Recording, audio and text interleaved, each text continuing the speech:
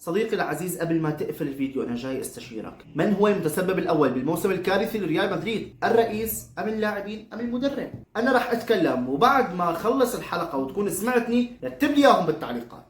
بعد مجيء كيليان مبابي، الصفقة المنتظرة، وأخيرا في بعض من الناس أخذتهم العاطفة وصاروا يقولوا السداسية ملكنا، وصاروا يقولوا كمان يا مبابي دوري الأبطال حتجيبه معنا، اطمن.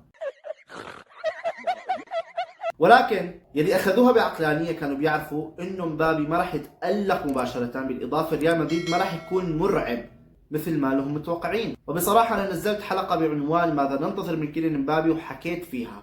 بالنسبه لي اعتقد انه كيليان مبابي باول موسم له راح يساهم بحدود بين 25 ل 30 هدف. نعم رقم قليل، ولكن هذا موسمه الاول بتكتيك جديد، بمدرب جديد، بلاعبين جدد، ودوري جديد، فلازم هذا نحطه بالحسنى مثل ما سمعت. لذلك برأيي الشخصي اللاعبين بيتحملوا جزء من المسؤولية. مبابي لبين ما تأقلم وبصراحة تأخر بالتأقلم. فينيسيوس ما أوفى بوعده. رودريغو أيضا تذبذب مستواه. اللاعبين تحملوا جزء من المسؤولية. فرديات مبالغ فيها وأنانية في بعض الأوقات، استهتار في إنهاء الفرص. ولكن برأيي الشخصي اللاعبين بيتحملوا الجزء الأصغر، لأنه ما عندهم مدرب يضبطهم، ما عندهم مدرب يعطيهم الشيء الأساسي يلي يمشوا عليه. يعني شوف برشلونة، نعم في مواهب، ولكن حتى لامين يامال اللي هو بيعتبروه الناس أفضل موهبة بالعالم، موهبته مضبوطة ومحطوط إلها مسار يمشي فيه. أما أنشيلوتي كان عم يعطيهم شو ما بدهم، اعملوا شو ما بدكم، ساووا شو ما بدكم، خلاص انتوا بس امشوا ورقصوا كم واحد بتسجلوا جول. صراحة كان هذا الشيء واضح على أرض الميدان. الفريق كان مشتت، فرديات بشكل مبالغ فيه. والمشكلة انه انت يا عم تتعثر يا اما الفوز عم يجي بشق الانفس، عدا ذلك ما في. الفريق كان سيء، وخصوصا على مستوى الدفاع. يا عفو الله، الدفاع كان كارثي، وخصوصا لما كان ينزل لي تشاوميني. يا الهي يا الهي، لا ومع فاسكيز وميندي،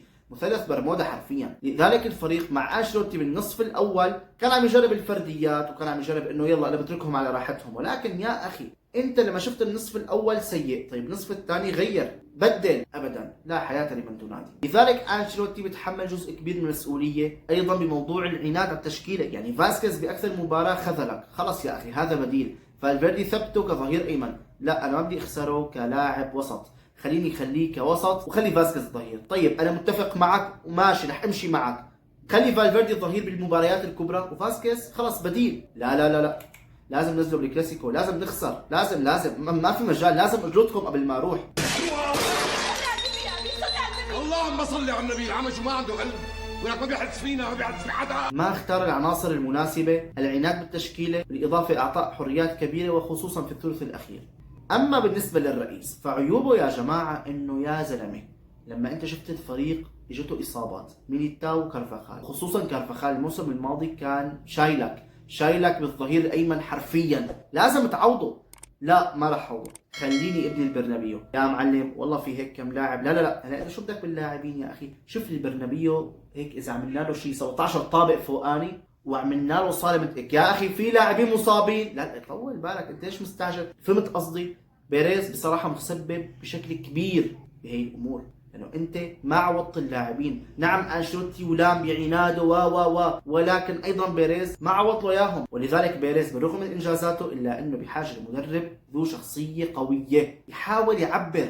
فهذا الشيء ايضا تسبب بانه ريال مدريد يقدم موسم كارثي. طبعا برجع بقول لك انشيلوتي عنده كثير امور غلط فيها، منها حتى انه مثلا ما اعتمد على جولر واندريك بالشكل المطلوب، اسينسيو ما اعتمد عليه الا بشق الانفس. هي كثير امور، ولكن انشيلوتي بنفس الوقت ما عنده خيارات، كان عم يحاول يجرب. صح كان عنيد كثير بتجاربه، والدليل على العناد انه فاسكيز لعب كل الكلاسيكوهات تبع هذا الموسم.